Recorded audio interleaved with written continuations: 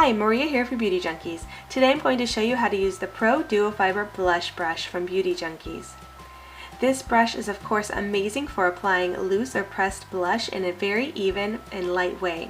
You can get very nice natural coverage, but you can definitely build up the coverage as well.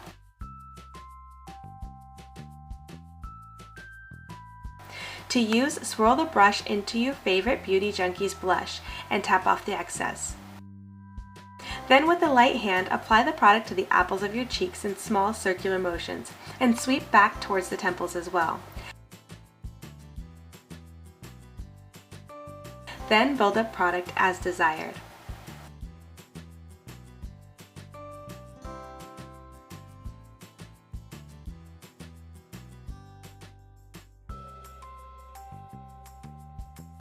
And that's how you use the Beauty Junkees Pro Duo Fiber Blush Brush. I hope you found this helpful and have a beautiful day.